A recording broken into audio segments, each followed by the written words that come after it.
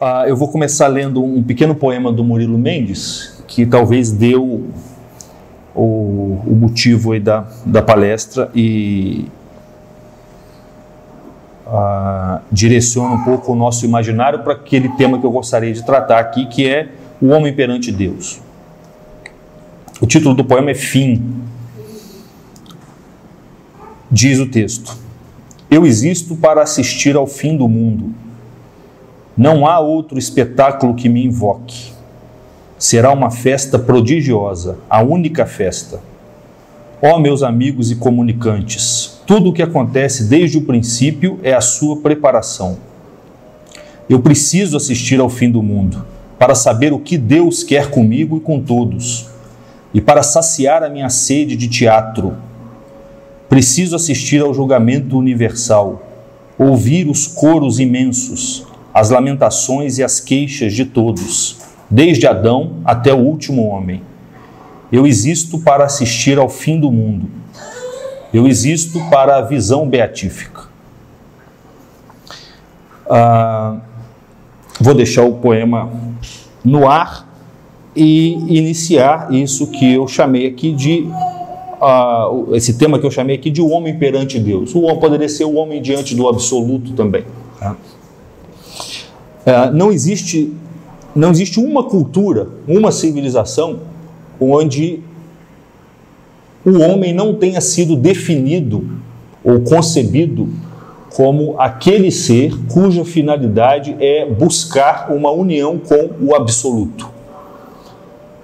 Seja, a cultura pode ser extremamente pagã, ela pode estar extremamente degenerada, mas se você rastrear a mitologia, a sabedoria que fundamenta aquela civilização, você sempre vai encontrar algum mito, alguma história, alguma lenda que vai definir o homem como aquele ser que existe em vista de uma união com o absoluto. É claro que o termo absoluto vai ganhar nomes variados em cada uma dessas tradições, mas com uma leitura atenta fica muito claro que está se falando sempre da mesma coisa, que na nossa tradição nós chamamos de Deus. Esse absoluto, o modo de conceber esse absoluto também sofre certas variações, não é somente o nome utilizado para designá-lo. Tá? Como o absoluto é infinito, é inabarcável, você pode abordá-lo sob diferentes pontos de vista, sob diferentes aspectos. Né? Mas fica muito claro, se você fizer um estudo básico de antropologia, que todas as civilizações, seja uma tribo indígena, seja a civilização egípcia, chinesa, japonesa, ou o que for, define o homem, compreende o homem como aquele ser, ou ainda aquele animal, cuja finalidade é buscar a união, a intimidade com o absoluto.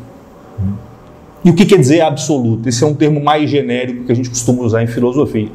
A palavra absoluto significa solto de.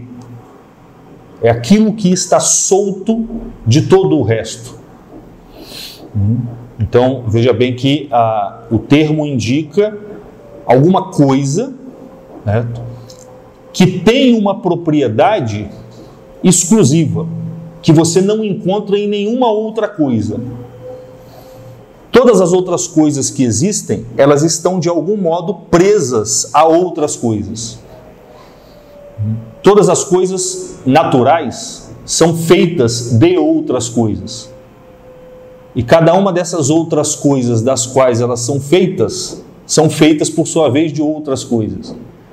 De modo que todo o mundo do que nós chamamos de criação, o mundo físico, o mundo cósmico, ele é composto de uma espécie de rede de coisas interrelacionadas e interdependentes, onde nenhuma está solta de nenhuma outra. Todas estão na dependência mútua, recíproca de todas as outras. Dá para entender isso que eu estou dizendo? No entanto, o homem sempre teve a impressão, e é disso que a gente vai tentar falar um pouquinho, em todas as civilizações essa impressão sempre existiu, porque parece que ela justamente é a própria natureza do homem ter essa impressão, essa intuição, de que por trás de todas essas coisas interdependentes e interrelacionadas, deve existir necessariamente algo que não esteja na dependência de nenhuma das outras coisas. Então, quer dizer, por trás dessa malha de seres, de criaturas, que se relacionam mutuamente, que são interdependentes, deve existir uma outra coisa que tenha a propriedade de não depender de todas essas outras, mas que, pelo contrário, são todas as outras que dependem dela. Quando a gente consegue inteligir esse princípio do qual eu estou falando, nós chegamos em Deus sob o aspecto do absoluto. Ou seja, Deus é aquilo que não é esgotado por nenhuma das outras criaturas, que não é efetuado por nenhuma das outras criaturas. Deus é aquilo que está além de todas as outras coisas. Por mais que se multiplique quantitativamente as criaturas, você nunca vai realizar a presença de Deus através das criaturas. Porque sempre além dela vai existir uma espécie de reservatório ontológico, vai existir algum ser, alguma coisa, alguma força, alguma presença que não pode ser esgotado pelas próprias coisas. Esse além, esse aspecto inesgotável da realidade, que sempre se coloca no fundo de todas as coisas e que sempre escapa de todas as coisas, independente da quantidade delas e da qualidade delas, é Deus sob o aspecto do absoluto. Dá para entender isso que eu estou falando? Eu sei que é um pouco abstrato, mas é importante que seja dito dessa maneira, tá? Porque o primeiro mandamento, ele diz respeito exatamente a isso. Por que nós devemos amar a Deus acima de todas as coisas?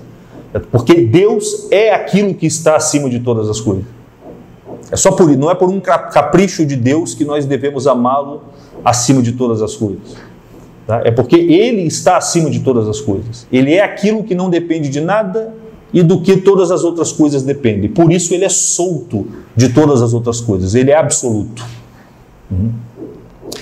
O mundo das coisas nós podemos chamar de relativo, que é o termo que se opõe a absoluto. Então você tem, por um lado, o plano do absoluto e, por outro lado, o plano da relatividade. Relatividade por quê? Porque, sendo todas as coisas dependentes umas das outras, elas são sempre relativas umas às outras. Tá? Esse copo aqui é copo, mas porque ele tem a forma geométrica de um receptáculo, né? De um cilindro. E porque ele é de plástico e não de papel. Se ele fosse de papel, ainda que tivesse a forma cilíndrica, ele não seria copo. Estão percebendo? O copo não é somente copo, ele é plástico, ele é cilindro. E cada uma das coisas, a mesa não é só mesa, a mesa não é feita só de mesa. Ela é feita de uma outra coisa que não é mesa, ela é feita de madeira. E a madeira, por sua vez, é feita de outras coisas que não são madeira. E assim com todas as criaturas. A única coisa que é feita dela mesma, que é ela mesma no sentido estrito, é o absoluto. Só tem um problema. Só tem um detalhe.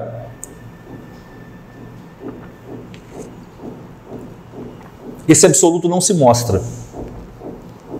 Ele não se mostra. O máximo que nós temos dele é uma intuição, como quem sente um cheiro, como quem ouve um boato, um eco. Mas ele mesmo não se mostra, pela simples razão de que mostrar-se implica em relatividade. Aquilo que é absoluto não pode se mostrar, porque aquilo que é absoluto existe numa solidão ontológica. Ele é sozinho. Se ele está solto de tudo mais, não existe um outro a quem ele vai se manifestar. Então ele é oculto. Por isso que se diz o Deus escondido. Então esse absoluto ele não se mostra, pelo menos em si mesmo. Ninguém vê Deus, como diz a Bíblia. Ninguém nunca viu Deus, ninguém vê Deus. A face de Deus ela é oculta. Justamente porque mostrar-se implica pelo menos uma relatividade, que é a do sujeito que vê e a do objeto que se mostra. Se você tem essa dualidade do sujeito que vê e do objeto que se mostra, você já saiu do absoluto. Você já entrou no mundo da relatividade e de uma dependência na qual vai ser gerado o conhecimento. certo? Então esse absoluto não se mostra. Ou melhor, quando no ato de se mostrar, ele se relativiza. E ele se mostra como que dividido em todas as coisas que são criadas por ele ou manifestadas por ele, né, as quais você só consegue ver parcialmente. Então veja bem, o absoluto não podendo se mostrar tal como ele é, ele se manifesta na totalidade das coisas. De modo que o conjunto de todas as coisas é uma imagem perfeita do absoluto. Só que você, homem, é uma dessas coisas. E sendo uma dessas coisas, você não é capaz de ver a totalidade das coisas.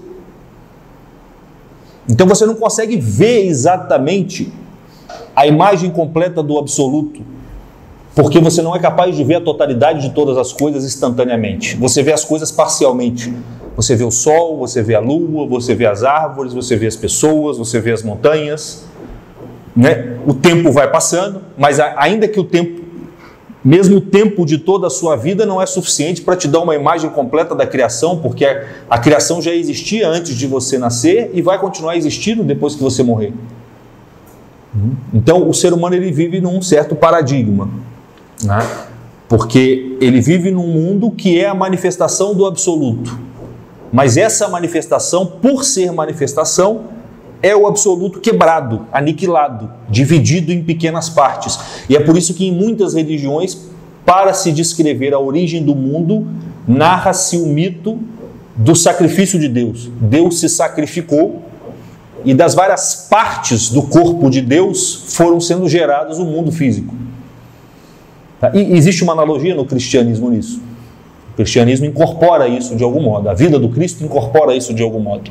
Mas isso existe em religiões anteriores, justamente para indicar que esse mundo aqui é uma imagem de Deus relativizada, particularizada. E que para ver Deus na sua totalidade, você vai ter que começar a juntar as peças de um quebra-cabeça. Ou percorrer um labirinto. Aliás, é por isso que em muitas igrejas você tem a imagem do labirinto. Se vocês olharem nos pisos de algumas igrejas tradicionais, ou em detalhes na sua arquitetura, vocês vão perceber com frequência a imagem do labirinto. Esse labirinto é o mundo da relatividade, é o mundo das criaturas. E por que ele é um labirinto? Porque ele é um caminho tortuoso, tá, que em última instância te conduz a uma finalidade, te conduz a uma saída. E essa saída é o próprio Deus, tal como é dada ao homem percebê-lo. Ou seja, atravessando o labirinto, montando o quebra-cabeça, desvendando o mistério da criação.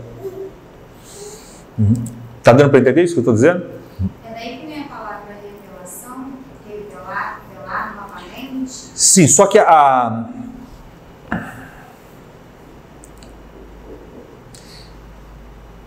eu acho que a palavra revelação ela é ambígua.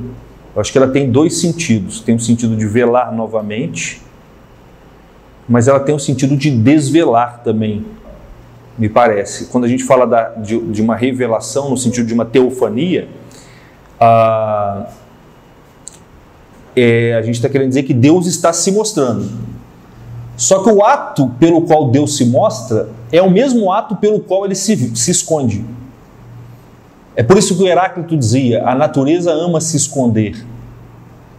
A natureza em grego é physis. E se você for traduzir physis, uma das traduções mais fiéis é aquilo que se mostra. Se você substitui a palavra physis, natureza, pelo termo aquilo que se mostra, a frase do Heráclito fica, aquilo que se mostra ama se esconder. Olha que coisa curiosa. É claro que o Heráclito está falando da natureza, mas ele está falando, num certo sentido, do próprio Deus sob o seu aspecto imanente, a presença de Deus nas coisas.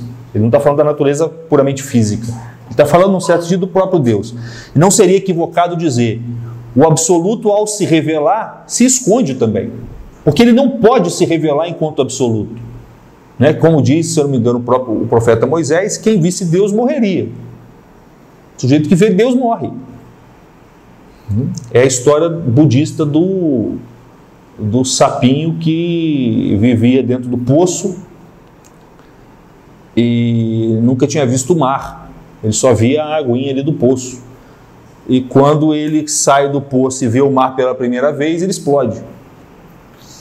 O mar aí, evidentemente, é o símbolo do absoluto em relação ao poço, que é o relativo. No momento em que o sapinho vê o absoluto, ele explode, porque diante do absoluto nenhuma criatura se sustenta. Mesmo a visão beatífica vai guardar uma diferença entre você e Deus. Você não se dissolve na visão beatífica. Depois, quando o Murilo Mendes fala aqui do fim do mundo, o poema inteiro dá a sensação de uma grande explosão, de um grande acabamento. Tá? Mas essa aniquilação, essa imagem que a gente tem de que ver Deus face a face é uma espécie de fim, é uma espécie de dissolução, de escuridão, uma noite escura, ela se dá porque nós estamos num plano abaixo do plano da eternidade. E quando você está num plano abaixo, o plano superior muitas vezes te aparece sob a imagem da aniquilação. É assim que a morte aparece para a gente como um fim.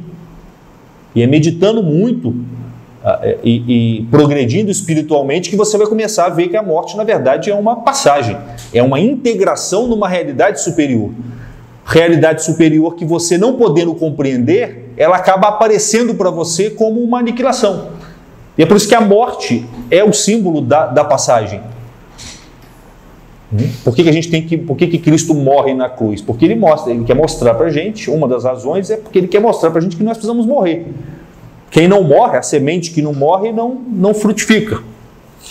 Só que essa morte, num primeiro momento, ela parece a morte mesmo, o fim total. Mas com uma meditação, com a progressão, com o andar da coisa, essa morte, na verdade, é uma passagem, é uma porta para uma dimensão que você só vai ser capaz de assimilar quando você estiver lá. Enquanto você não estiver lá, ela vai parecer para você meio que achatada. É como tentar compreender, é como tentar desenhar um cubo num quadro. Quando você desenha um cubo no quadro, você está reduzindo um objeto de 3 dimensões a um plano de 2 dimensões. Aí acontece aquele fenômeno curioso. Tem hora que parece que o cubo está de um jeito, tem hora que parece que ele está de outro. Entende do que eu estou falando? Geralmente a gente faz um quadradinho, faz um outro quadradinho por cima e depois liga os pontos. Mas você pode imaginar ele assim ou imaginar ele assim. E você pode ver o objeto em 2 dimensões também. Você vai perceber que tem um jogo da sua mente ali que gera uma espécie de vislumbre das 3 dimensões no mundo, no plano bidimensional. Esse vislumbre acontece com a nossa vida espiritual também, quando você começa a ter um gostinho da eternidade e você pensa em Deus, pensa no paraíso, não como uma coisa chapada, como uma morte, como um fim, como uma coisa sem graça, mas você começa a ter uma intuição às vezes muito pálida, mas às vezes de uma maneira tão efervescente que te dá arrepios, porque você começa a vislumbrar a possibilidade de uma existência com uma dimensão além daquelas que você reconhece aqui. E é claro que isso nos enche de esperança, porque você começa a entender aquilo que Cristo fala, o que o Pai está reservando para os homens é coisa que os ouvidos nunca ouviram, a língua nunca provou. O ser humano nunca viu isso, é uma coisa tão boa. Só que o nosso critério de bom é de 2 dimensões. E aquilo do que o Cristo está falando, usando metáforas de 2 dimensões, é um mundo de 3 dimensões. Se é que vocês entendem a analogia que eu estou fazendo.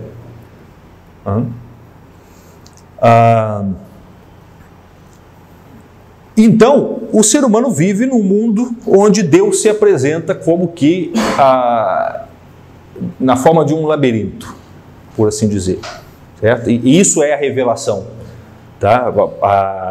Os santos padres, todos eles eram unânimes em dizer que a primeira das revelações é a própria criação. Então quer dizer que a própria criação já é uma revelação. E enquanto revelação, ela mostra e esconde. Porque Através da lua, Deus está te mostrando alguma coisa, mas ao mesmo tempo tem a lua ali. E você pode olhar para a lua, e de tal modo que a lua perca a sua transparência, e ao invés de perceber a qualidade divina que está sendo expressa na lua, você percebe a lua na sua opacidade, na sua materialidade. Aliás, é assim que nascem as idolatrias. As idolatrias nascem quando você adere ao que o objeto tem de próprio e não ao que ele tem de translúcido.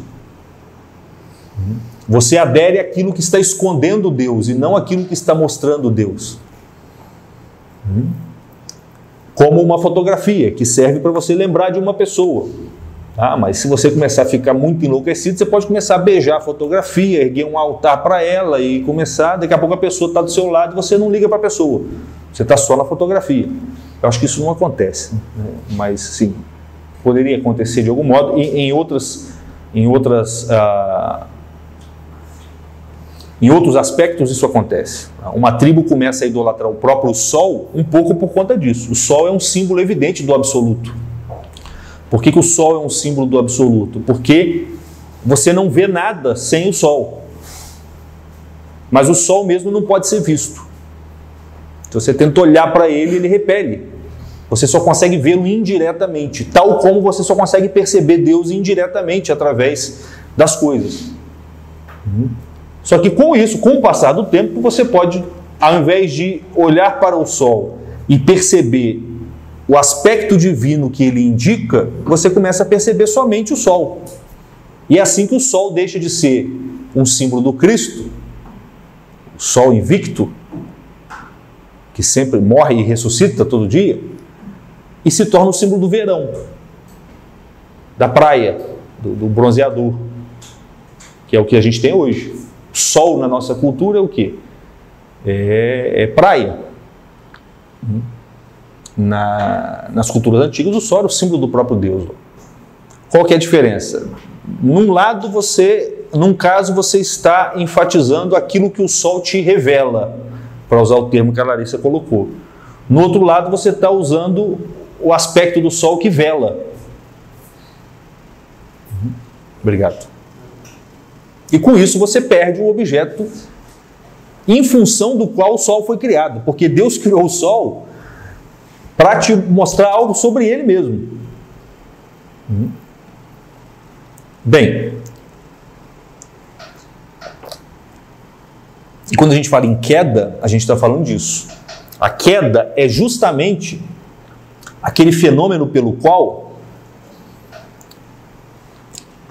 ao ver o cubo no quadro, a partir de um certo momento você pode parar de ver o cubo e ver só uma coisa chapada. E dependendo do desenho, dependendo do processo que acontece na sua mente, ao sair das 3 dimensões e perceber o cubo somente nas 2 dimensões, ou seja, não perceber mais um cubo, mas perceber 2 quadrados como que sobrepostos ali, ao cair da percepção do cubo para a percepção dos quadrados sobrepostos, você pode ter muita dificuldade para voltar para a percepção anterior. Isso já deve ter acontecido com todo mundo aqui quando a gente vê aqueles desenhinhos que circulam. Antigamente circulavam em papéis, né? Agora na internet tem, uma montanha, é um vale e uma montanha com uma árvore, mas se você ficar olhando, uma hora você vê uma senhora com brinco, com colar e um chapéu bonito. Depois que você viu a senhora, você nunca mais vê o vale mais. Você nunca mais vê o vale. E se por acaso você voltar a ver o vale, aí você tem dificuldade para voltar a ver a senhora. Pode ser que você crie um manejo tal que você consiga saltar das 2 coisas.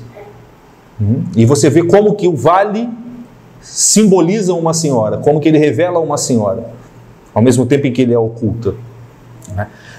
O que a gente chama de queda é esse fenômeno de você perder uma percepção mais nobre, mais elevada, mais rica de dimensões e cair para uma percepção mais pobre em termos de dimensões. Cair das 3 dimensões para 2 dimensões, por exemplo.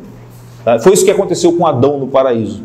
No paraíso, Adão olhava para as coisas e via Deus, sobre todos os seus aspectos.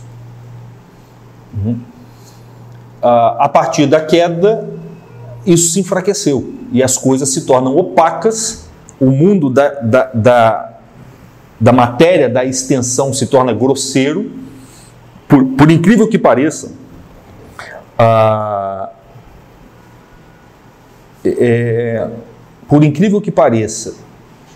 a concretude do mundo no paraíso parece que não era a mesma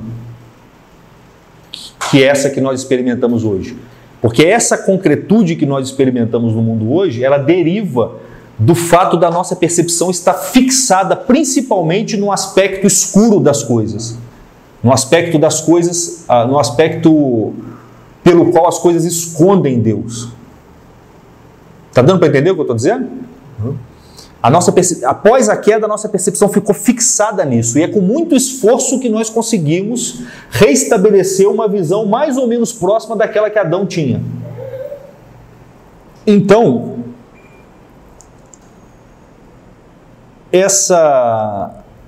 esse contato que o homem tem com o absoluto, ele na verdade começa pelas criaturas. Tá? E obviamente não é o fato de que todo homem nasce para o conhecimento, como diz Aristóteles, todo homem nasce para o absoluto, é uma questão genérica, não é uma questão de fato.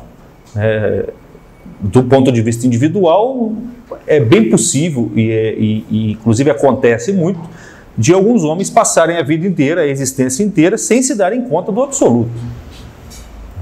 Então, o fato de que a natureza humana é feita para a contemplação do absoluto não quer dizer que todo exemplar dessa espécie, da espécie humana, vá de fato perceber a presença do absoluto e fazer o possível para chegar até lá.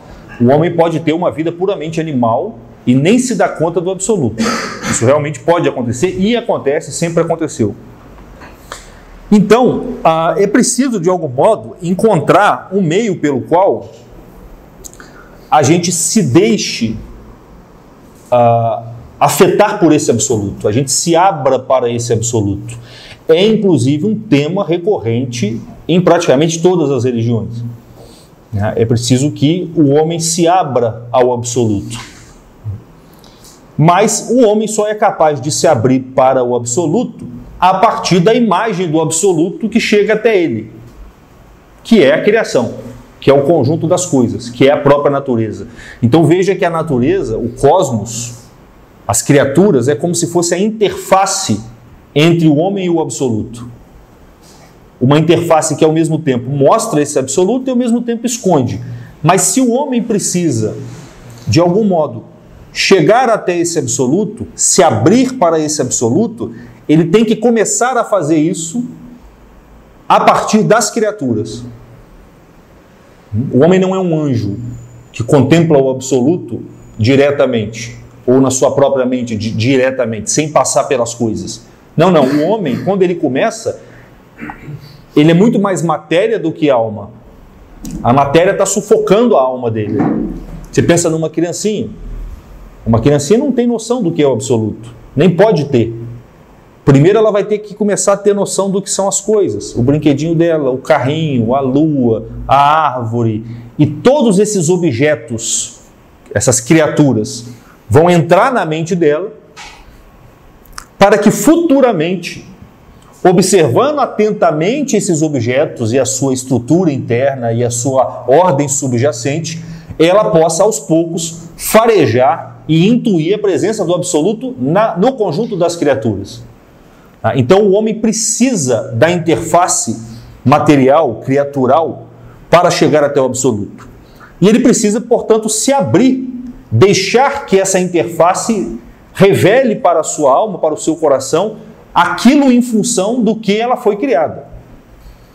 Então é um tema recorrente nas tradições de sabedoria que o homem precisa se deixar encantar pelo mundo.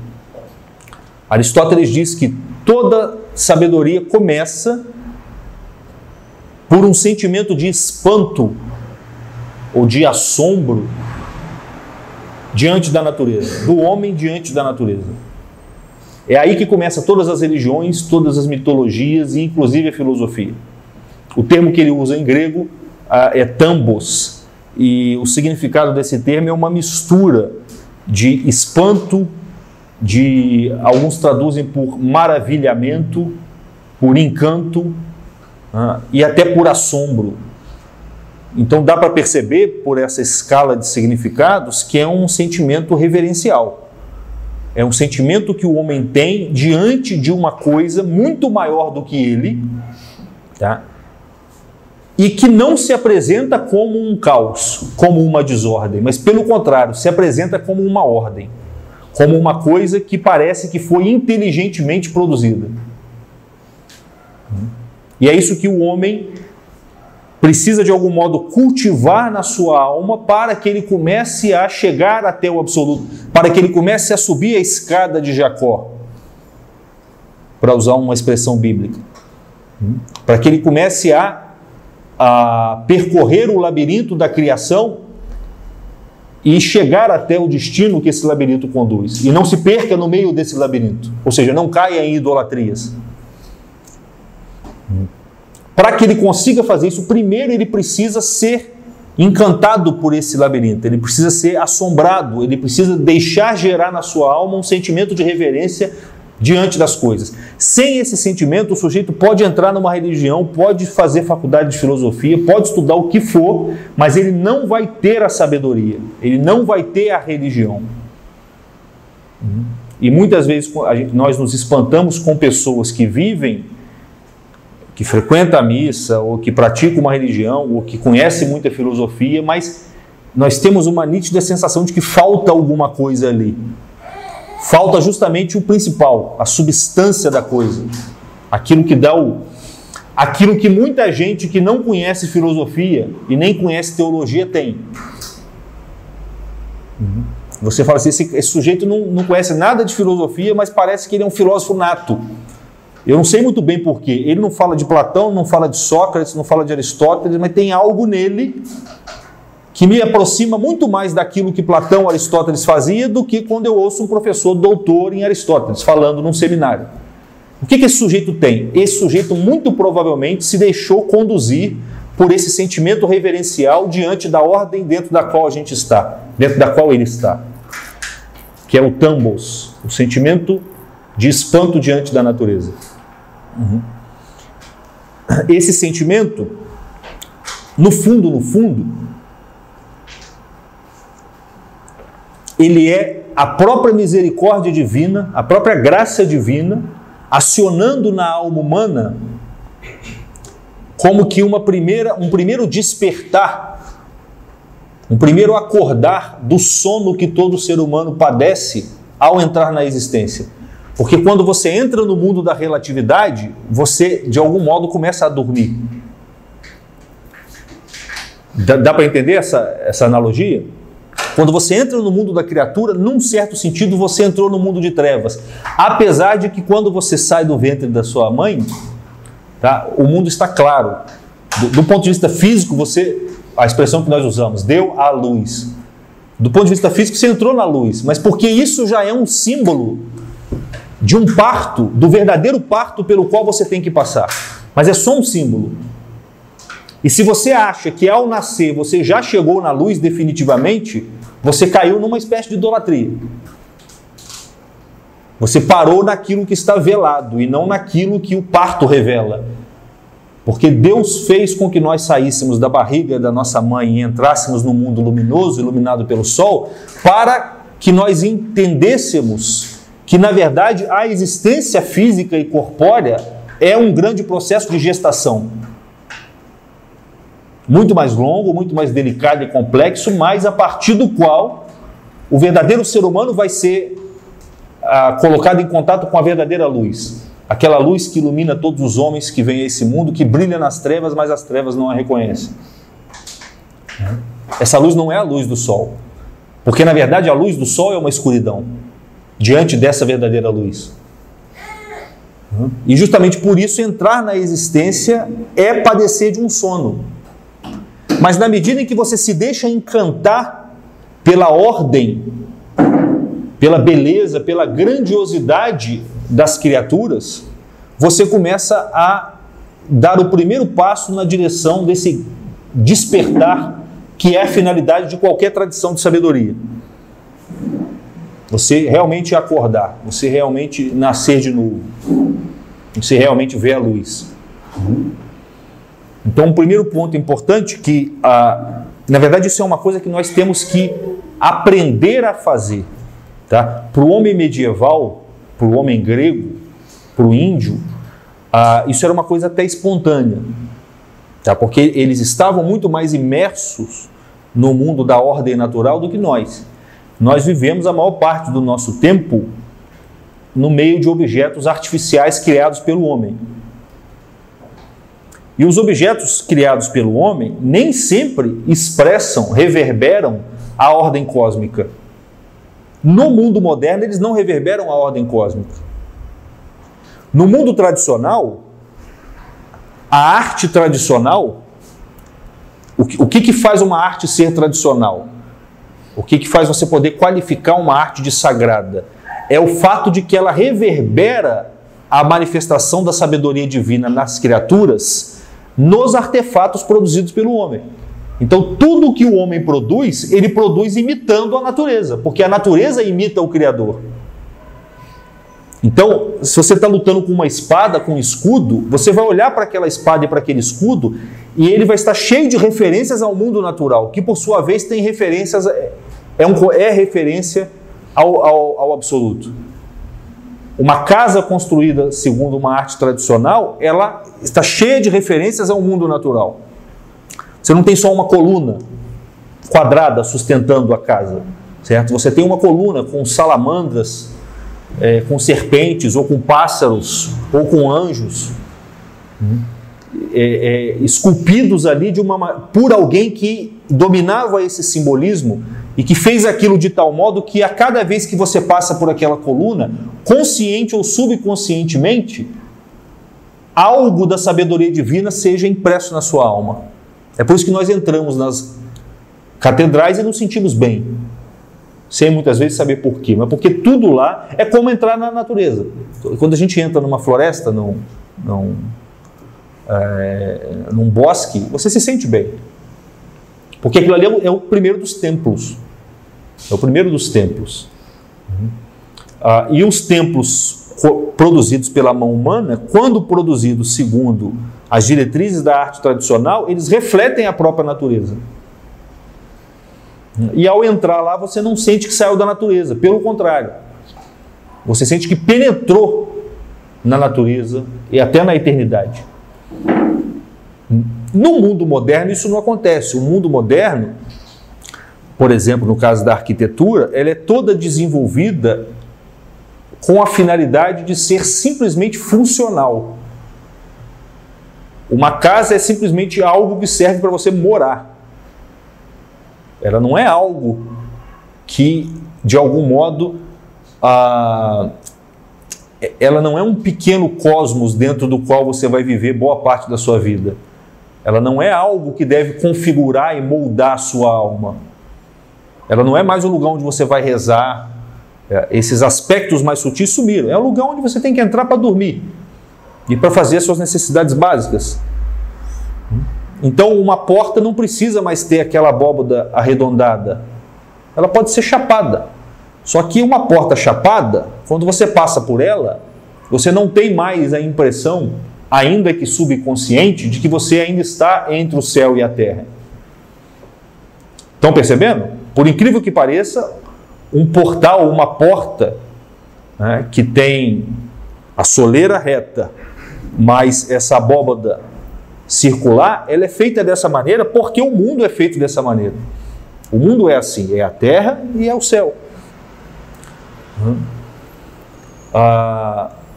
Então, em razão de nós, homens modernos, vivermos boa parte da nossa vida em meio, imersos em objetos artificialmente produzidos, e em razão da arte moderna ser puramente funcional, quando não disfuncional, tá? Porque hoje o sujeito vai fazer uma estante para você colocar um livro, ele não faz mais nem aquela estante. A primeira estante foi esvaziada dos seus detalhes. Né? Você pega uma estante clássica e vê como é que ela é rica de detalhes. Ele pega uma estante moderna, ela é quadrada, tá? Como esse móvel aqui, por exemplo. Hoje já se produz uma arte disfuncional. A estante não é nem mais assim mais, ela começa assim, depois vem para cá, depois passa para cá, depois passa para cá. Ela nem favorece mais a disposição dos livros. Ali já se está pensando, olha só, um elemento satânico, como é que ele começa a aparecer. Ali já se está pensando, não se está pensando nem em, através da estante, infundir na sua alma algum elemento celestial, através da forma e da estética da estante, como é o caso da arte sagrada. Não se está pensando nem na funcionalidade de dispor os livros corretamente para que você possa manipulá-los de forma prática. No caso desse tipo de estante que eu falei agora por último, se é que vocês conseguiram imaginar do que eu estou falando, não é difícil encontrar uma dessas. A finalidade aí é chocar o indivíduo. É produzir uma breve experiência de desordem mesmo. Que hoje nós qualificaríamos de uma coisa maneira. Certo? É uma coisa maneira. Pô, que estante maneira. Ela não é nem bela nem prática, ela é maneira. Entendeu? Maneira por quê? Porque ela é diferente de uma estante, ela não parece uma estante. E ela quebra um pouco a sua percepção, ela é esquisita. E como você já está quebrado e dividido por dentro, acaba tendo uma afinidade entre a sua alma e aquilo. E você acaba achando belo uma coisa que não é nem somente feia. Ela já tem um elemento satânico ali, ainda que inconscientemente, porque ela desfavorece a percepção da beleza. Ela te afasta da sabedoria divina. Está dando para entender isso? Então, esse sentimento de espanto, ele deve ser, na verdade, buscado. Nós precisamos treinar isso. E isso não é brincadeira. Isso se treina como? Se treina olhando para a natureza, contemplando as coisas mesmo. Você observando as árvores, observando o céu, observando a lua, sentindo o vento. Quando o vento passar por você, antes da sua mente falar, está ventando? Não. Antes da sua mente dizer o que está acontecendo, você tem que começar a abrir um espaço para deixar a pura sensação do vento começar a te dizer alguma coisa. Porque aí quando você estiver lendo a Escritura e a palavra vento aparecer, essas sensações vão ser a base pela qual você vai conseguir entender o que da sabedoria divina o vento pode estar querendo dizer ali naquele momento. Quando tiver frio à noite, o sol começar a nascer e vir aquele calor bem levinho que parece que te abraça, você tem que começar, antes da sua mente dizer o sol nasceu, eu tenho que trabalhar, ou qualquer coisa desse tipo, você tem que deixar um espaço para a sensação pura daquilo. Porque a sensação vai começar a te dizer algumas coisas que, quando, por exemplo, você for ler a liturgia das horas, 6 horas da manhã, você vai ver que tem um monte de referências que vão ficar muito mais ricas, porque se baseiam nesse fenômeno que geralmente a sua mente não dá tempo para que a sua sensibilidade capte. Porque ela já interpreta, primeiro que você já acha que o sol é uma bola de gás. Segundo, porque o nascer do sol para você já está meio confuso ali com o despertador que toca e com o trabalho que tem que começar. Então, num certo sentido, nós precisamos fazer um processo de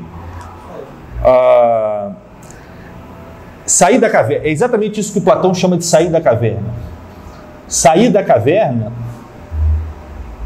num certo sentido, é você primeiro abandonar o discurso humano que se sobrepõe entre a sua alma e o mundo das criaturas.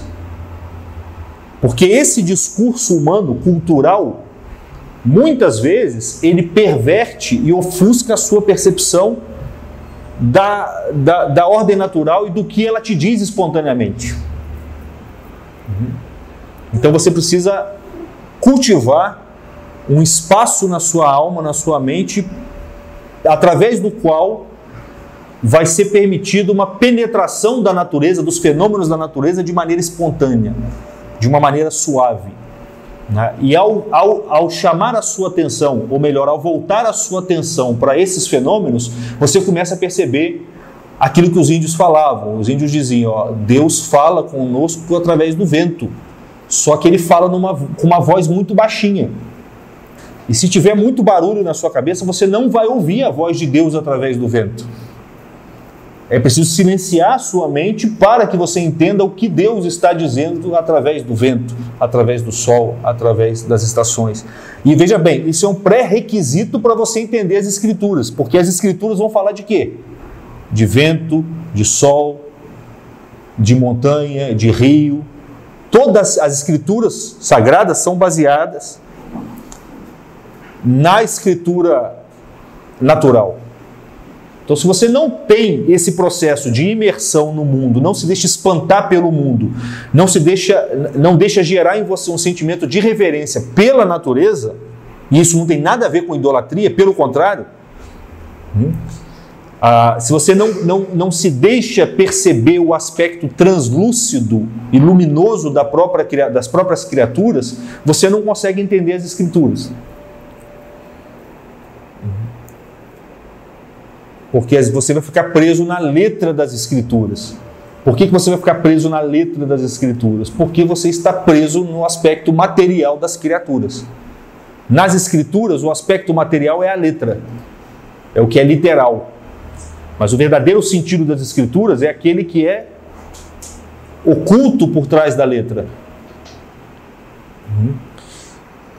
Se você não está acostumado a perceber o que está oculto por trás das coisas, ao ler as Escrituras, a Bíblia, que fala das coisas, que usa as coisas como simbolismo, como metáforas, você vai ficar preso e retido na letra da Bíblia, na letra das Escrituras. E você não vai entender. Você não vai... A interface entre você e Deus vai funcionar como algo que esconde Deus de você e não como algo que te mostra o próprio Deus. Então, mas veja bem, isso é uma questão de exercício. Exercício mesmo. Que você todo dia, ou se possível toda hora, sempre que lembrar, começar a exercitar esse tipo de coisa. E é claro que correlativamente você tem que começar a eliminar tudo aquilo que enche a sua alma de ruídos artificiais e que te afastam dessa percepção espontânea da natureza. Então, quanto menos você ouvir música artificial, quanto menos você assistir televisão, quanto menos você mobiliar a sua casa com coisas muito modernas e contemporâneas, tudo isso vai favorecer. É claro que não é uma condição absoluta, mas favorece. Favorece. Bem, o fato é que os gregos, que foram os iniciadores da tradição de sabedoria da nossa civilização, que é a filosofia, eles percebiam isso. Eles começaram a perceber isso. Veja bem, as coisas não são gratuitas. Cada uma das criaturas ela percorre um caminho específico. Cada uma das criaturas trilha um determinado caminho, possui um logos, é o termo que eles usavam, possui uma razão. Então, por exemplo, se você pega uma semente de trigo e planta na terra, o que vai sair dali é trigo, não vai sair uma outra coisa. E aquela semente, dentro dela está contida uma inteligência pela qual a quantidade de água, a quantidade de sol, o tipo de solo apropriado para que ela se desenvolva, vai ser um e não outro. Certo? Uma semente de trigo não é só um elemento material. Ali dentro tem uma inteligência que define todo o aspecto ordenado pelo qual aquela semente vai se desenvolver. E que define o campo de relações que as outras coisas vão ter que estabelecer com ela para que ela se desenvolva. Então, se eu quero plantar trigo, o solo tem que ser esse, a quantidade de água tem que ser essa, a quantidade de luz tem que ser essa. E vai nascer somente trigo, não vai nascer outra coisa. Mas sei lá, se eu quero plantar banana, cara, o solo tem que ser outro, a quantidade de sol tem que ser outra e a fruta vai ser outra. O que define essa estrutura que está por trás de cada uma dessas sementes? Essa estrutura é o que os gregos chamavam de logos, é uma inteligência que está ali dentro.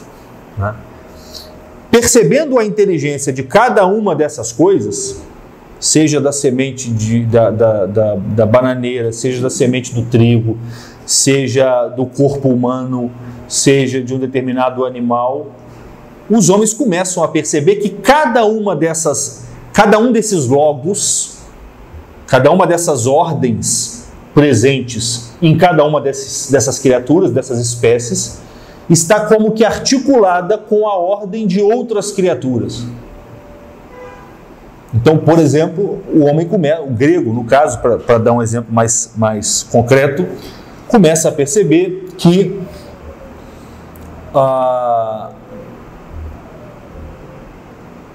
o movimento do Sol obedece também a um determinado logos, obedece também a uma determinada lógica. No começo do ano o Sol está nascendo aqui, e a cada dia ele vai nascendo mais para cá, até que chega um certo momento em que ele começa a voltar. Você vê, é uma coisa simples que todo mundo sabia, e é provável que alguém aqui não tenha se dado conta disso. A gente até aprende na escola isso, mas veja bem, aprender isso na escola não é ter a experiência disso. Para ter experiência disso, um agricultor, ele necessariamente tem experiência disso. Se você tiver um jardim na sua casa, você vai ter experiência disso. Porque você vai perceber que tem épocas do ano em que o sol está pegando mais naquele lugar e tem épocas em que não está pegando. Por quê? Porque o sol ele não está nascendo sempre na mesma direção. Ele começa a nascer numa direção, daqui a pouco ele nasce em outra, daqui a pouco ele retorna. Aí você começa a ver o que é o solstício, o que é o equinócio, e você começa a perceber que o movimento do Sol, ele é ordenado não somente no sentido das 24 horas que ele percorre em torno da Terra, mas que ele faz outros deslocamentos que também são ordenados. E que esse deslocamento que ele faz determina as 4 estações do ano. E que as 4 estações do ano estão como que aneladas ou analogadas com determinadas espécies de vegetais e de animais. E que tem vegetais que são mais apropriados para uma determinada época, para uma determinada estação, outros que são determinados para outras estações. Animais que se comportam de tal maneira em determinada estação, que se recolhem em outra estação, que são mais visíveis em determinada estação, que se ocultam em outras. Então, não somente cada espécie de seres tem a sua lógica própria, o seu caminho próprio, a sua sabedoria própria, que define o que ele é e como ele deve reagir, mas como eles estão, cada uma dessas espécies está analogada, encaixada, articulada com outros fenômenos da natureza. Então, percebendo isso, o homem já começa a perceber uma certa unidade por trás da multiplicidade de fenômenos. Veja bem, no começo nós dissemos que o absoluto, ao se mostrar, ele se aniquila, né? Ele se divide em várias peças separadas, que é o labirinto. Mas na medida em que você, espantado pela beleza e grandiosidade do labirinto e das criaturas, começa a meditar nas criaturas, começa a prestar atenção nas criaturas e deixar ela dizer para você o que elas têm para dizer, você começa a perceber que cada uma delas tem uma ordem própria. E começa a perceber que a ordem de cada uma delas está ligada necessariamente com a ordem de outras criaturas. E percebendo isso, você começa a vislumbrar uma unidade por trás da multiplicidade. Unidade que você não vê, mas que está por trás da multiplicidade que você vê. Ou seja, você está começando a ter uma leve intuição do absoluto. É assim que os homens começam a perceber a presença de Deus através das criaturas. É assim o itinerário da mente humana a Deus, como diz São Boaventura. Percebendo a ordem de cada coisa, percebendo a articulação entre essas várias ordens, você começa a perceber que todas elas vão se remontando a um fundo único, que é a unidade, a inteligência, que articula todas essas sabedorias fragmentadas. De modo que começa a ficar evidente para você que existe uma sabedoria regendo toda essa orquestra, que num primeiro momento pareciam músicos, cada um tocando uma música diferente, mas que na verdade todos eles estão tocando a mesma música, regidas por um único regente que não se mostra, que fica oculto ou que fica de costas, enquanto a orquestra fica de frente para o público. Aliás, não é por acaso que o regente, para reger a orquestra, tem que ficar de costas para o público. Perceberam? Isso também é coisa de Deus, isso não é coisa do homem. Entendeu? A melhor maneira de se reger uma orquestra, de fazer uma orquestra funcionar, é assim. E quem definiu isso? É o próprio Deus, porque foi Ele que criou a estrutura acústica do mundo, Ele que criou a distribuição espacial das coisas, Ele que criou o ser humano com olhos, com a face só para um lado e não para os dois lados. Do mesmo jeito que num teatro, enquanto a peça está acontecendo, o diretor do teatro não pode estar aparecendo. Se o diretor do teatro estiver no palco enquanto a peça está acontecendo, vai perder o sentido da própria peça. É um elemento estranho ali, que até tira a verossimilhança da própria peça. Mas é por isso que ele fica oculto. E Deus, criando a estrutura do mundo, seja a estrutura espacial, a estrutura semiótica do mundo, de uma determinada maneira, fez com que o teatro só fosse possível assim. Por isso que nós podemos usar essas coisas como metáfora e símbolo para falar de Deus. Porque foi Deus quem as fez, apesar delas só existirem por meio do ser humano. Mas tendo sido Deus que fez o ser humano, é natural que todas essas coisas reverberem a mesma sabedoria que fez o ser humano. Tá claro isso que eu estou dizendo? Dá para entender? Isso é muito rico, não sei se eu estou conseguindo transmitir a riqueza desse fenômeno. E é isso que é o aspecto simbólico, do qual a gente estava falando há uns dias aí, quando vocês voltaram lá do Rio. Sem isso, o conhecimento doutrinal, ele pode te levar, inclusive, para um caminho vicioso. Porque você vai ter... é como se você tivesse acesso à pauta da música, da orquestra, mas não tivesse... é como se você fosse mestre em ler a partitura, mas na hora de ouvir a orquestra você só ouve barulho. Já ouviram música? Quem ouve música clássica sabe que a primeira vez que a gente ouve é meio difícil. Nem todo mundo percebe a unidade daquilo espontaneamente.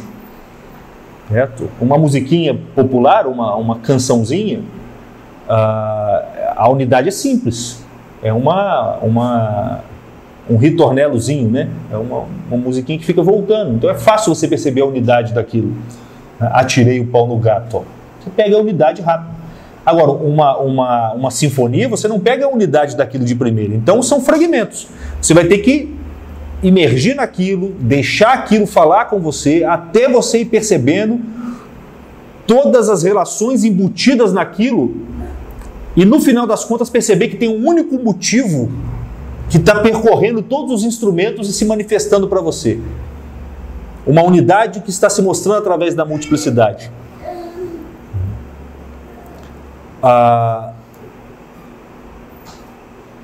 O sujeito que se torna especialista em doutrina ou na suma teológica sem ter essa imersão qualitativa na natureza, ele se torna aquele sujeito que seria capaz de ler as partituras, mas para o qual seria insuportável ouvir uma música clássica, uma sinfonia. Se ele lê a partitura, mas ele não é capaz de ouvir uma sinfonia, ele vai se tornar um crítico de música.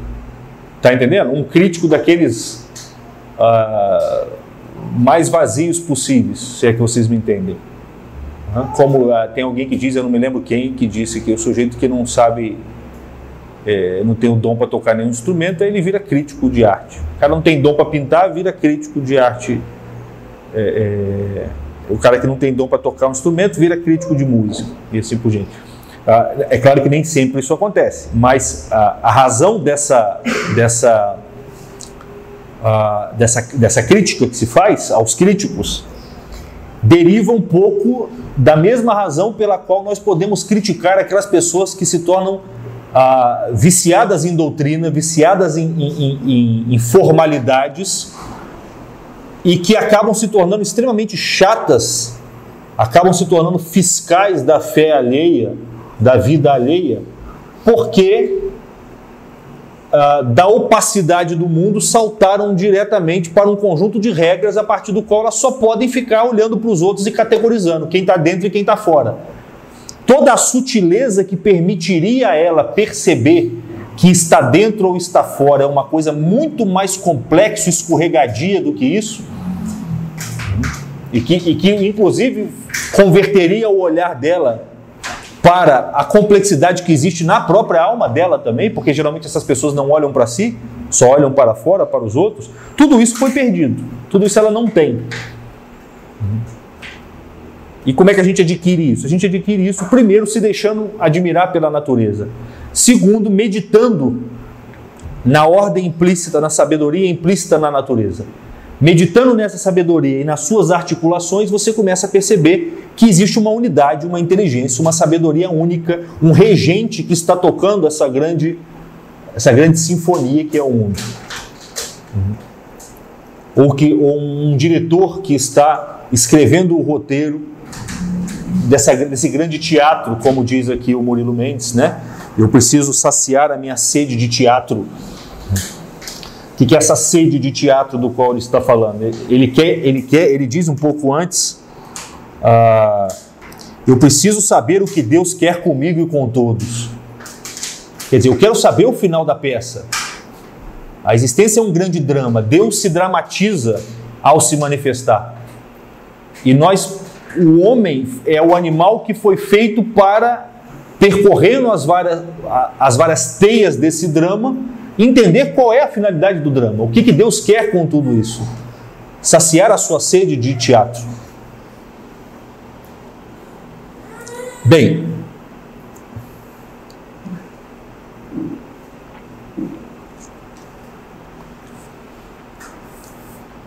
e essas várias ordens entrelaçadas que o ser humano vai percebendo na natureza, elas são muito mais do que as articulações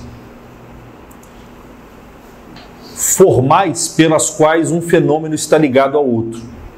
Ou seja, todo mundo sabe que a árvore precisa do solo, que a árvore precisa do sol, que a árvore precisa da água, que o homem precisa da água e que o homem precisa da árvore, tá? E que o animal também precisa do solo e assim por diante. Isso não é uma coisa difícil de você perceber, tá? Como eu disse, nós aprendemos isso na escola, porque a ciência só é possível porque as coisas são articuladas, né? O que é difícil você ter é a percepção concreta de que você está dentro desse drama e de que todo esse drama está te atravessando agora, nesse momento. Nesse momento aqui agora, eu estou dentro desse grande drama cujos atores são o sol, a lua, as estações do ano, os animais, porque enquanto eu estou aqui, tem seres circulando nesse mundo aqui, ó. Tem seres, tem formigas aqui no chão, tem animais passando na rua, tem outras pessoas passando na rua, tem gente trabalhando para que essa eletricidade esteja aqui funcionando. E tudo isso está acontecendo agora. Como a nossa percepção do agora é dentro de uma bolha, que é esse campo visual ao qual nós temos acesso, a nossa tendência é gerar uma percepção abstrata do mundo. De modo que para nós, no geral, só existe o que está acontecendo agora aqui. Tudo aquilo que também está acontecendo agora, mas que está fora do meu campo de visão ou fora da minha atenção, A nossa tendência é abstrair, virtualizar e inclusive imaginar que não existe. E o que nós precisamos fazer meditando, isso se faz através da meditação, meditando nas várias relações entre as várias criaturas, é começar a trazer esse mundo virtual para a atualidade do nosso presente agora. De modo que ao dar uma aula, você não perca de vista, certo? Que você está dentro do céu, que você está na primavera ou no verão, que você está diante da lua cheia ou da lua minguante, que tem outras pessoas passando na rua. É claro que o pensamento de todas essas coisas não pode ser discursivo. Eu não posso ficar pensando no que eu estou, no tema dessa aula, e pensando em todas essas coisas ao mesmo tempo. É fazendo o trajeto de ida e volta para essas coisas através da meditação que elas vão se encarnando no momento presente que eu estou vivendo. Até que chega um ponto em que simplesmente dando aula, todas essas coisas estarão aqui comigo. Isso vai fazer com que o seu discurso fique mais cheio, fique mais pleno. A sua presença vai ficar mais plena. E você vai começar a sentir e transmitir aquilo que o Louis Lavergne chama de estado de graça.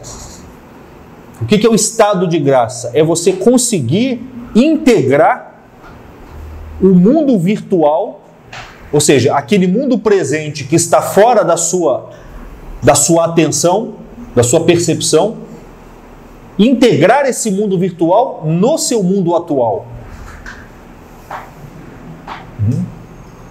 Nós poderíamos fazer um diagrama. Você tem o seu mundo atual, que é isso aqui, ó. Você está aqui dentro. Isso aqui é a sua esfera de atenção e de percepção. E você tem níveis de virtualidade em torno de você, ó.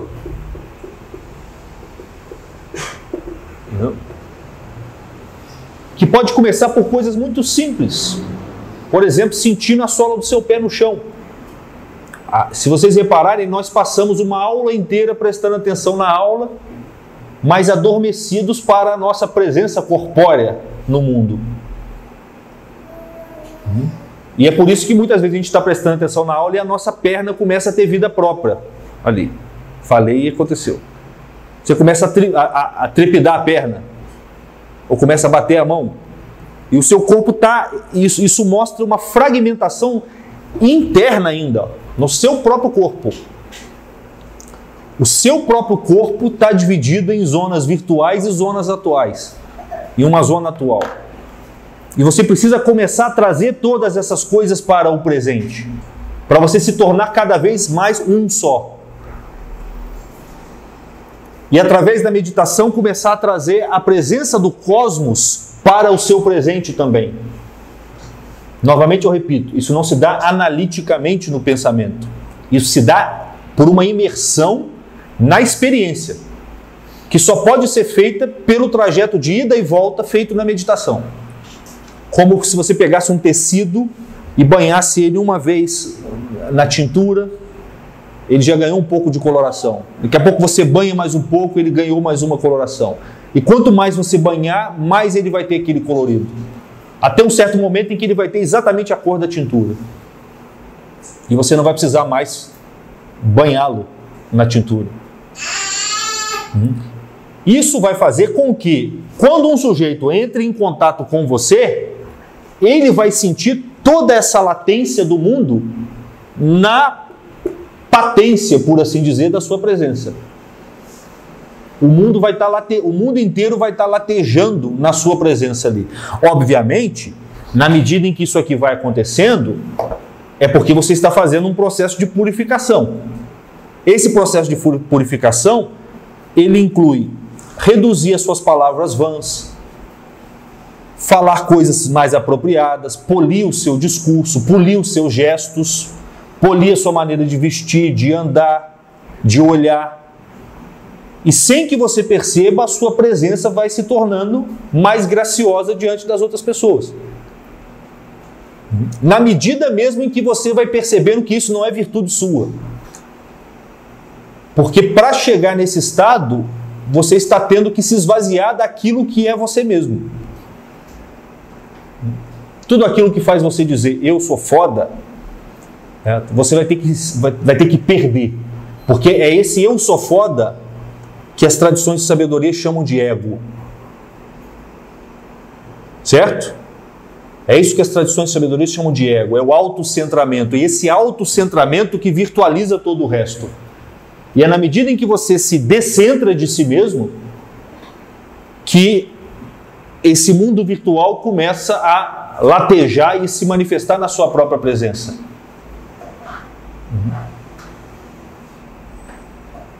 E ao mesmo tempo, a própria presença divina começa a se tornar mais patente nas próprias criaturas.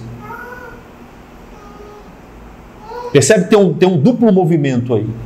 Você está encarnando a presença do universo inteiro, mas ao encarnar a presença do universo inteiro, é o próprio Deus que está se tornando presente para você através desse universo.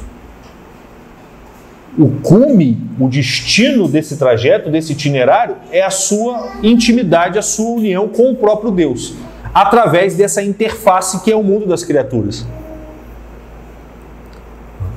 O movimento do ego é diferente, porque se você reforça o ego, o seu contato com as criaturas vai ser com o aspecto tenebroso das criaturas, o aspecto opaco das criaturas. Você vai querer possuir as criaturas. Você vai querer ter as coisas para você, dominar a natureza, querer mais objetos, ter mais objetos, ter as pessoas, dominar as pessoas. E o destino desse movimento inverso é que você vai se colocar no lugar de Deus. E vai começar a querer dominar o próprio mundo das criaturas, como se você fosse o dono do mundo. E o próprio Deus vai estar na extremidade do mundo criatural. Você vai jogar Deus para as trevas exteriores, vai lidar com as criaturas como se elas fossem produtos do seu próprio ego, e o seu próprio ego vai começar a ocupar o lugar de Deus. Você fez o movimento inverso. Por quê? Porque ao invés de descentralizar ou descentrar a sua percepção e se abrir para o mundo, para que o próprio Deus fizesse morada na sua alma, você centralizou-se no seu próprio ego, começou a lidar com as coisas pelo aspecto não de luminosidade que elas têm, mas pelo aspecto de trevas que elas possuem, e em última instância gerou uma pequena experiência gnóstica, onde você é o próprio Deus, as criaturas devem todas existirem em função do seu próprio ego, e Deus mesmo é uma mentira, é uma invenção, é uma coisa que não existe. Está dando para perceber? Esse é o dilema do homem. Como o homem ele não é um anjo, como ele é corpo e alma, carne e espírito, ele pode tender para esses dois lados. Ele pode tender na direção da idolatria, onde a culminação é ele idolatrando a si mesmo,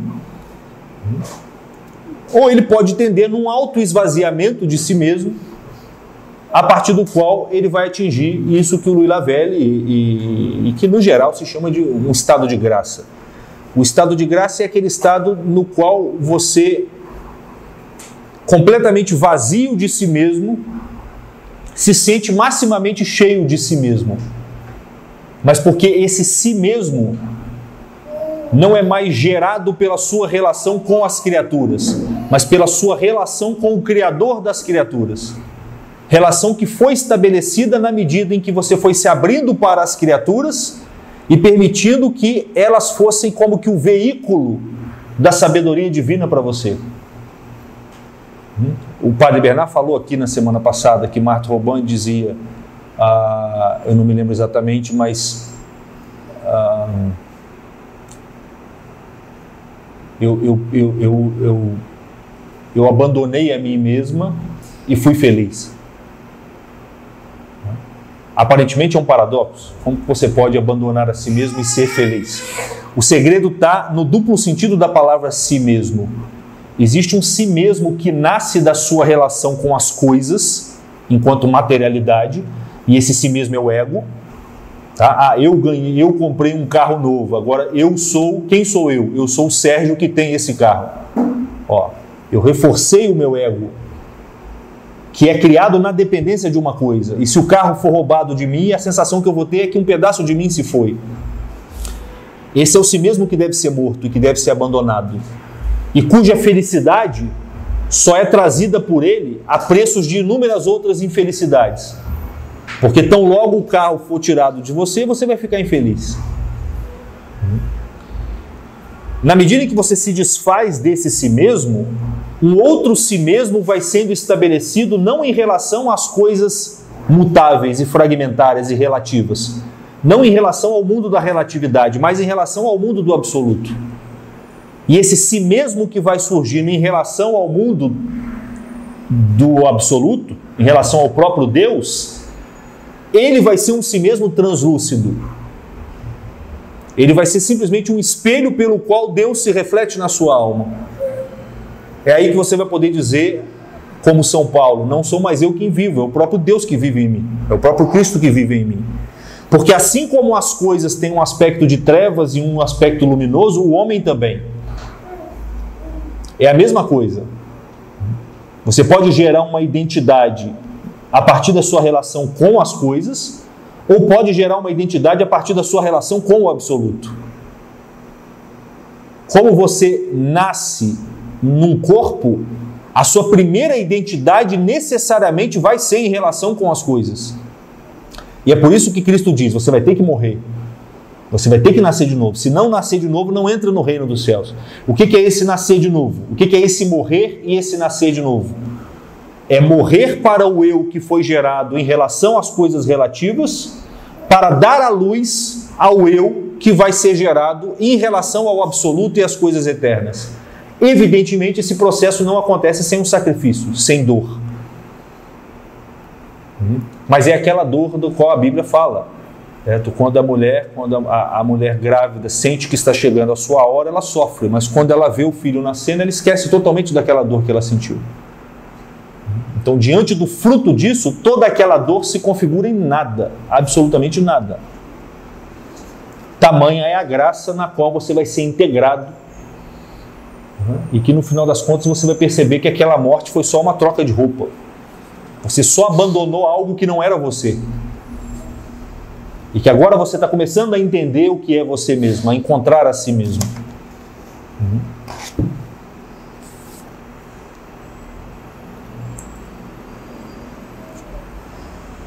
Fernanda, você pega mais um pouquinho de água para mim? Por favor.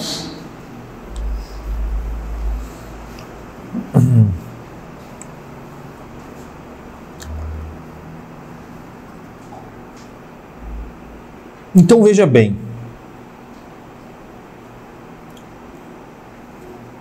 quando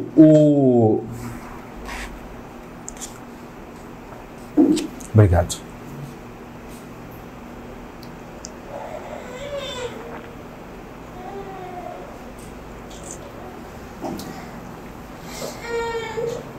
Quando nós falamos que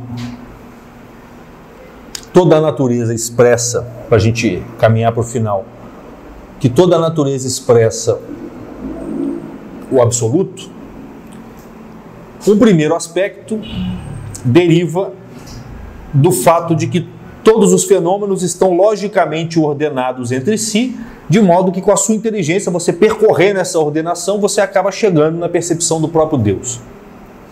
E através da meditação você pode inclusive incorporar essa totalidade na sua existência atual e se tornar uma pessoa mais presente, mais viva, mais graciosa. Mas Deus também se manifesta de uma maneira um pouco mais sutil, não exatamente na ordenação que existe entre as próprias coisas, mas nas próprias qualidades visíveis ou sensíveis das próprias coisas.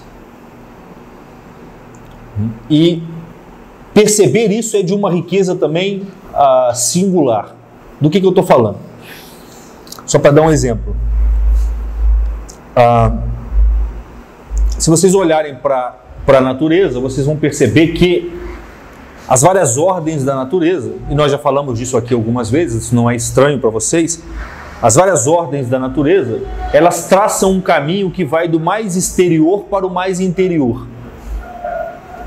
Se você pegar da ordem mineral para a ordem humana, você tem claramente um trajeto que vai do mais exterior para o mais interior. Veja que coisa curiosa.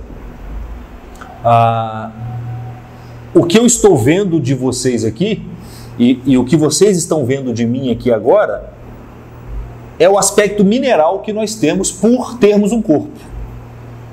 Eu vejo a pele de vocês e a cor da pele de vocês. Tudo isso é o que vocês têm de mineral, de terra, de água e de ar, e de fogo também. Mas uma aula não se passa nesse mundo. A aula mesmo está acontecendo nesse aspecto, nesse mundo interior que todos nós, todos vocês têm, que eu também tenho, e que justamente para que ele seja ativado, a nossa dimensão mineral tem que ficar quieta, tem que ficar parada. E é por isso que tem mais ou menos uma hora que estamos todos nós parados, sentados, imóveis, para que o nosso interior se movimente, ó. Uma aula se passa muito mais na alma do que no corpo. Se vocês pararem para pensar, a vida humana se passa muito mais no interior do que no exterior. O nosso corpo anda na rua, deita na cama, levanta, toma banho, sobe o ônibus, desce do ônibus. Ele não faz muito além disso. O restante, quase a totalidade da nossa existência, se passa dentro da nossa alma. Como uma aula. A gente só precisa do corpo porque o corpo tem que fazer a gente chegar no mesmo ambiente. Mas a aula mesmo está se passando nessa dimensão que os minerais não têm, porque os minerais são somente exterior. Os vegetais já têm um grau de interioridade. Nos animais a interioridade é um pouco maior ainda. Como a gente já disse aqui outras vezes, conversar com uma pedra é uma coisa muito esquisita. Eu acho que ninguém faz isso. Conversar com um vegetal, assim, para mim é esquisito, mas tem pessoas que não acham tão esquisito. Você conversa com uma pedra, parece que o sentido do que você está dizendo bate e volta. Eu não encontro a ressonância ali na pedra. No vegetal também, parece que não encontra muita ressonância. Mas como o vegetal já tem um grau mínimo de interioridade, forçando um pouquinho, dá para você imaginar que de repente ele está tendo alguma reverberação ali dentro. Com um animal, dependendo do animal, quanto mais distante do vegetal esse animal for, mais difícil é você conseguir ficar sem falar com ele. Dificilmente alguém que tem um cachorro ou um gato em casa consegue não falar com o cachorro e com o gato. Mesmo que seja para mandar ele sair dali. Isso não quer dizer que você pressuponha que ele esteja entendendo aquilo. Isso só quer dizer que você reconhece ali um interior muito superior àquele que existe no vegetal e no mineral. E que você sabe que ao falar com ele, isso vai ter uma reverberação lá dentro, ainda que ele não compreenda o sentido do que você diz. Mas isso gera uma imagem lá dentro. A sua voz vai ficar gravada na memória dele. Vai gerar alguma emoção dentro dele. E no caso do ser humano é uma coisa miraculosa, porque se você ficar perdido numa ilha deserta sozinho, tudo o que você vai querer é a presença de um ser humano. Você pode ter um monte de cachorro e de gato ali que não vai adiantar. Aí você vai começar a perceber a diferença do interior próprio do ser humano para o interior próprio do animal. Vai ficar muito claro para você que um cachorro e um gato não entendem o que você fala. E quando aparecer o primeiro ser humano ali, a sua felicidade vai ser assim, impressionante, absurda, porque você vai poder olhar no olho de alguém e saber que aquele alguém está olhando no seu olho também, que está entendendo o que você está dizendo. É um pouco do drama que a gente sente quando vai para um país cuja língua nós não dominamos. Parece que nós estamos num país de animais, parece que você está diante de animais, você não sabe falar aquela língua. É claro que através de outros símbolos a gente acaba conseguindo se comunicar em alguma medida, mas já é uma experiência que te mostra o quão miraculoso e o quão maravilhoso é o fenômeno da interioridade, da subjetividade humana, da alma humana. Então veja que todo o mundo da criatura, todo o mundo criatural já diz para o ser humano que existe, que a existência é um caminho do mais exterior para o mais interior. A própria hierarquia das ordens das criaturas te mostra isso. Porque ela sai do mais exterior, que é o mineral, e vai para o mais interior, que é o homem. Como é que no Gênesis Deus distribui as coisas?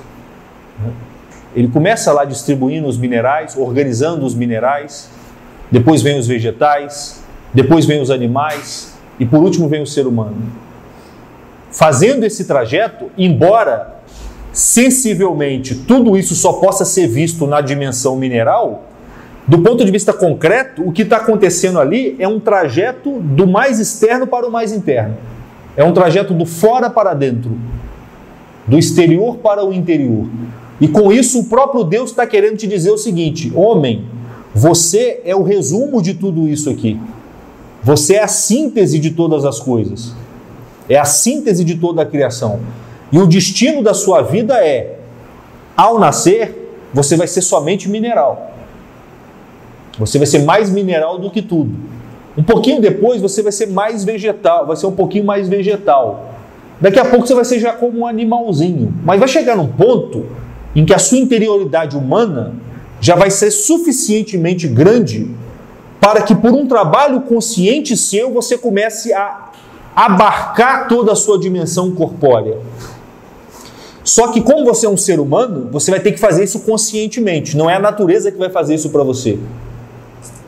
A natureza só desenvolve a interioridade até o nível animal. No nível humano, justamente porque essa interioridade é imensa, é o próprio ser humano conscientemente e deliberadamente que vai ter que expandir esse mundo interior para que ele se torne maior do que o seu mundo exterior. Não sei se eu estou conseguindo ser claro nesse ponto. Está dando para entender? Se você pensar, um bebezinho, ele é mais matéria do que espírito. A alma dele é pequenininha e ela está sufocada na matéria, como uma semente que está sufocada no solo. A natureza vai desenvolvendo essa alma e fazendo ela alcançar a dimensão do corpo. Ela vai cada vez mais brigando com o corpo e conseguindo um certo domínio sobre o corpo. É muito interessante ver a criança à noite quando ela vai dormir, porque parece que é um momento em que ela começa a descobrir que ela tem controle das coisas. Então o Antônio fica na cama e ele fica olhando para a própria mão. Daqui a pouco ele faz assim, ó. Daqui a pouco ele pega a própria mão. Ele está descobrindo que ele tem um certo domínio sobre a matéria. Só que esse domínio os animais também têm, num certo sentido. A natureza já produz uma certa vitória do espírito sobre a matéria. Tá? Mas a vitória total do espírito sobre a matéria só pode ser alcançada pelo homem.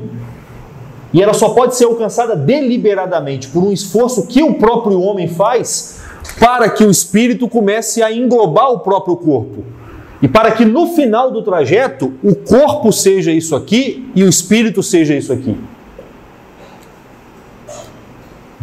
E aquela semente que estava sufocada pela terra, agora virou uma árvore que cobre toda a terra num certo sentido. Ou que pelo menos cresce na direção do céu, que cobre toda a terra. Percebe que a natureza já diz isso para você? Distribuindo os minerais, os vegetais, os animais e o homem numa determinada ordem, Deus já está te dizendo, o seu destino é isso, e você foi criado no último dia porque você é um resumo de tudo isso. Então é como se Deus, ao sair de si mesmo, ele vai até uma extremidade, mas lá nessa extremidade você tem um homem, e o homem é como se fosse o retorno do mundo externo para a interioridade, que em última instância é o próprio Deus. Então é como se Deus saísse de si mesmo e retornasse a si mesmo através de Deus. Através do homem. O homem é o ponto de retorno da criatura para Deus. Num certo sentido, é através do homem que as plantas, os animais e os minerais chegam até Deus. Porque o homem é mineral, é vegetal e é animal.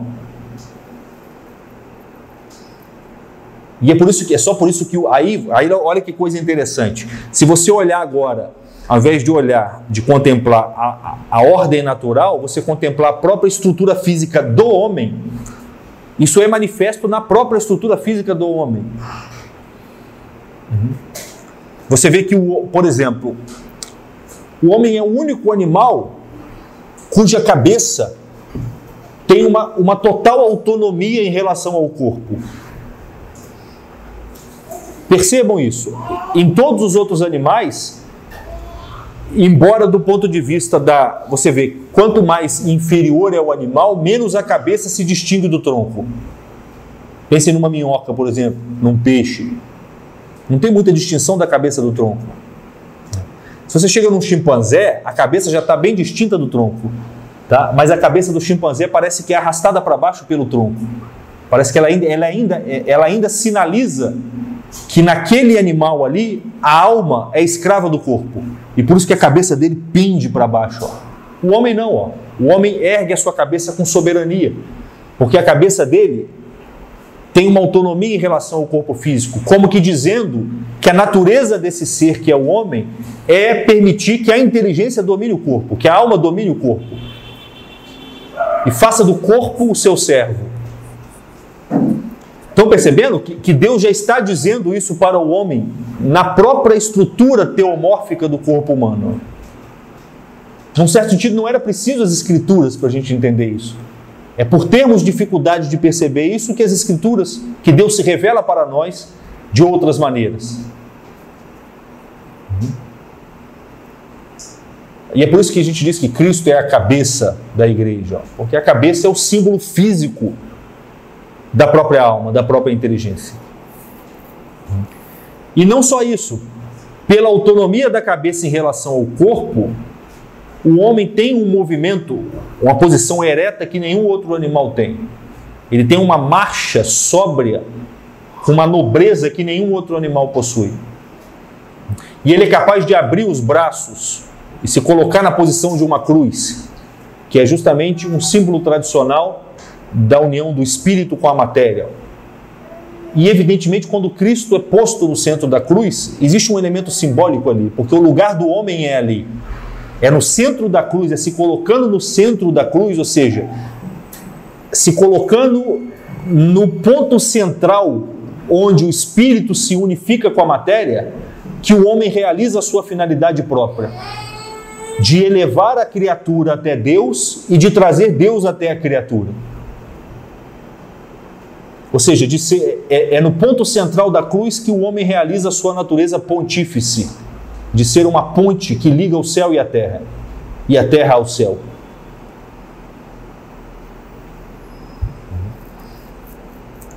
Então veja bem, tudo isso teoricamente é até fácil de compreender. O difícil é você começar a permitir que essas coisas adquiram uma certa densidade na sua vida. E isso só pode ser feito a partir da experiência sensível e da imaginação. Não é intelectualmente que você faz isso. É através da experiência sensível, se tornando mais presente no mundo, ao mesmo tempo em que, através da meditação, você permita que o mundo chegue até você através do seu aspecto luminoso. Se chegue até você como um espelho que reflete a sabedoria que se oculta por trás do mundo, por trás dele mesmo. A paródia disso, evidentemente, é por exemplo, hoje as pessoas dizem muito que hoje você tem que viver o agora. Olha que coisa curiosa. É a mesma coisa que os sábios dizem, que os santos dizem. Os santos dizem, você tem que estar sempre no agora, no presente, porque a eternidade é um eterno presente. Quanto mais você se aproxima da eternidade, menos você permite que a sua mente te arraste para o futuro e para o passado. Menos você permite se escravizar pelos pensamentos que ficam te jogando para o futuro e para o passado. E se deixar conduzir pela providência divina é se colocar cada vez mais nesse eterno presente, que é a própria eternidade.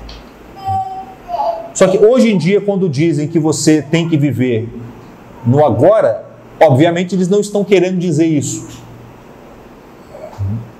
Qual que é a diferença? Qual que é a diferença entre viver no agora, segundo o mandamento do mundo contemporâneo, e viver no agora, segundo o mandamento do Santo Agostinho, por exemplo, que enfatizava muito esse aspecto? Quem é capaz de dizer? Hã? Sim. Num caso é evidentemente um agora que remete à matéria.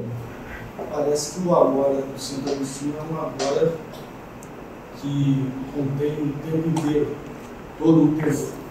O agora da eternidade é um fragmento mais... É uma partícula. É uma partícula desse tempo. Que te leva a querer imaginar que nem existe futuro. Então, agora, só importa agora ser futuro. Sim. Vamos fazer o que a gente quer agora, porque depois não existe. Exatamente. O agora do pós-moderno é o agora do corpo. É aquele fragmento de tempo que o seu corpo te dá acesso imediatamente. O agora do Santo Agostinho passa por todo esse processo de integração das unidades virtuais nesse agora que você está. Então ele é o agora da eternidade e não o agora do presente sensível. Ele é você trazer a eternidade para o presente sensível, porque o presente sensível está dentro dela. O agora hedonista do mundo pós-moderno é você excluir a dimensão da eternidade e se fixar de algum modo naquele agora mínimo que é dado pela impressão corpórea, no sentido mais sensível, mais material possível. Agora veja bem, percebam que é uma inversão, ó. É como se você pegasse uma coisa e colocasse ela no espelho e ela parece invertida, ó. É uma paródia da eternidade. O convite ao hedonismo é uma paródia do convite à santidade. Enquanto Deus te convida para o eterno presente, o diabo te convida para o carpe diem, por assim dizer. Para o aproveite agora, porque é tudo que você tem. É uma paródia, é uma inversão. Do mesmo jeito que, para a gente encerrar e voltar no poema do Murilo Mendes, do mesmo jeito que o fim do mundo que o Murilo Mendes quer ver, certo? A consumação de todas as coisas, do ponto de vista espiritual, é uma integração num absoluto. E no absoluto, todas as coisas relativas se resolvem como que numa unidade que as unifica e as dota de sentido. Entendam isso, ó. O mundo da relatividade se resolve no absoluto. O drama, o labirinto dentro do qual nós estamos, encontra o seu sentido no absoluto. E ao encontrar o seu sentido no absoluto, ele encontra um fim, ele encontra uma morte, ele encontra uma consumação. Mas é uma consumação por integração numa unidade maior. Enquanto que, pelo paradigma demoníaco, pelo paradigma do corpo, da matéria, pelo convite que Satanás faz a todo homem, você também vai encontrar um fim, uma consumação, e até uma certa aparência, uma certa paródia do absoluto. Só que por meio de uma unidade que se dá pela dissolução e não pela integração. E é por isso que a busca pelo prazer imediato, a busca pelo carpe diem, a busca pela vida no presente imediato do corpo, também pode te dar a sensação de união com o absoluto. É daí que vem, por exemplo, a presença das orgias nas religiões, em algumas religiões pagãs. Pelas orgias, pelos rituais de bebedeiras, os bacanais, você também pode encontrar uma certa a união com o absoluto, mas esse absoluto é o negativo do verdadeiro absoluto. Num certo sentido, é uma união com o nada, ou com aquilo mais próximo do nada que possa existir. É uma união que se dá pela matéria. Você está buscando a matéria-prima. Você está buscando se aniquilar totalmente. E por meio dessa aniquilação, encontrar o absoluto. Você vai encontrar o absoluto, mas o absoluto que você vai encontrar é o turbilhão, é a fragmentação total, é o caos total. Que para um homem dotado, para um ser dotado de uma alma imortal como é o homem, é a própria experiência do inferno. Uma analogia bem apropriada para descrever o inferno é a experiência dessa aniquilação total, efetuada por um sujeito, por um ser que é uma alma imortal. Ou seja, é a experiência daquele sujeito que gostaria de morrer, mas não pode morrer. E que está aprisionado numa espécie de busca incessante pela morte que nunca pode ser realizada. Essa é a verdadeira morte da qual fala as Escrituras. Tem a vida eterna e tem a morte eterna. A morte eterna é essa morte. Deu para entender isso? Então, voltando ao poema do Murilo Mendes, sem querer explicá-lo, mas só para tentar recitá-lo novamente, tendo dado essa aula e tendo meditado nesse assunto,